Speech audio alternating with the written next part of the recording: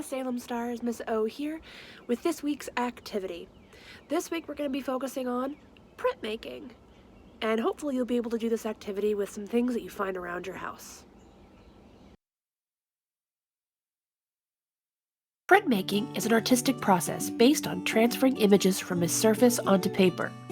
A design is made on a printing plate, which is kind of like a stamp. The paper is then pressed onto the plate, transferring the design onto the paper.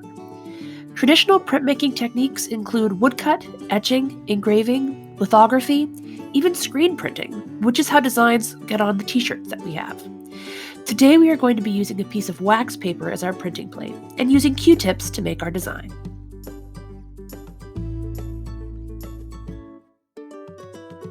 Here's what you'll need to get started.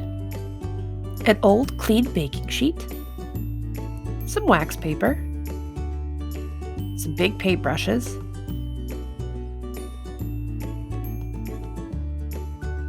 a paper plate, some Q-tips,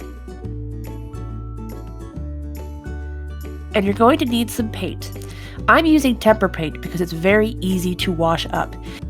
Make sure you check what kind of paint you're using. Acrylic is not washable. Make sure you protect your workspace and your clothing. We're also going to need some tape. This is just some masking tape that I had laying around, but you can use Scotch tape if that's all you got. You're also going to need some paper. This is just some copier paper that I had, but the thicker the paper you have to work with, the better, especially with paint. Oh, and don't forget the water cup for the dirty paint brushes. Let's prepare our printing plate. We're going to need a piece of wax paper that's about as big as your surface. Now, I'm using a baking sheet just because it's easier to move around, but I've actually also done this just taping the piece of wax paper to the table, whatever you prefer. I'm going to take a little bit of masking tape and I'm going to secure the wax paper to the tray.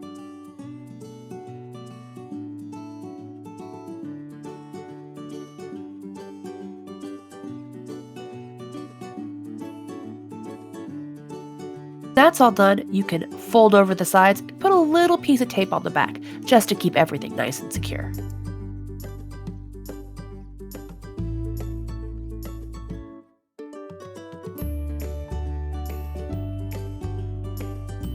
Once your wax paper is secure, you're ready to get started.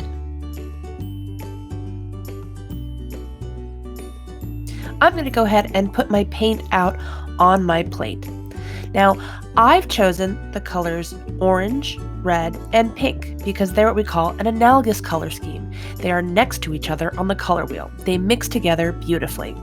Next thing I'm going to do is I'm going to take my paint and do a very thin coat on my wax paper.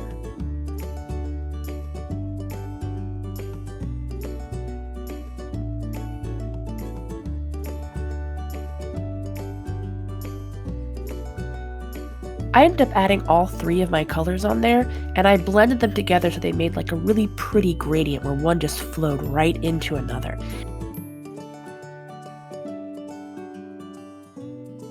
Now it's time to start drawing, so let's grab our Q-tip.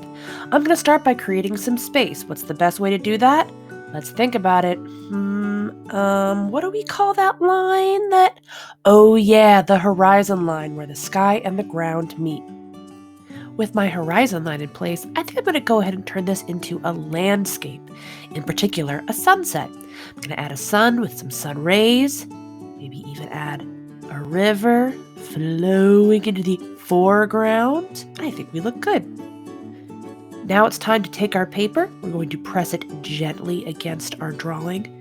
You want to make sure that all of the paper touches the paint, but you don't want to squish and move around the paint. So it's very firm but gentle. It might take some experimentation to get just right. Don't forget those corners. All right, now for the grand reveal. Ta-da! Ooh, check out that texture in that sunset. From here, you can add another layer of paint and just keep going. You can do as many prints as you want to until your wax paper gives out. But then you can just add another piece of wax paper and keep on going. It's not just Q-tips that you can use. You can use pretty much anything. I've seen people use jar lids or cardboard rolls to make shapes and lines. Let your imagination run wild.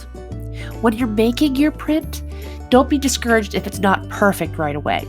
It even took Miss O a couple of times to get it right. But be patient with yourself, keep experimenting, and you'll get it eventually. Promise. Once your prints are dry, which shouldn't take that long, you could go back in with pencil, with marker, even with pen to make them look even more beautiful. Speaking of beautiful, it's time for Art Star Shoutouts! Pew, pew, pew, pew, pew, pew, pew, pew, pew, pew. All right, let's go ahead and start with Chelsea's pigeon-rific chalk drawing. Remember, kids, do not let that pigeon drive your car or bus or what have you. Next up, we have Bryson's super cool rocket ship airplane. I don't know, it's incredible. I love it. I love it. I love it. Oh, this one is also from Chelsea. A beautiful cat. I miss you too so much, Miss Chelsea. We also have Bryson's take on Kitty. This is from last week's Henry drawing lesson. I love it. Those eyes are so cute, and check out that nose. We also have Bruno and Buddy from Abigail and Olivia. Check out how cute these kitties are, and I love that star in the background. And finally, we have from Mason, we have, I believe that's Lucy, 6 years old. Aw, what a cute kitty. I love the detail with the black and with the green of the eyes. Nice job, Mason. Remember, if you do any of the activities that I share with you guys, or really any art at all, you can always send it to me at my email address right here on the screen. I respond to emails, and you know what? You might find yourself on Art Stars Shoutouts. I miss you so much, stars. Stay awesome, stay artful, stay creative. I'll see you next week.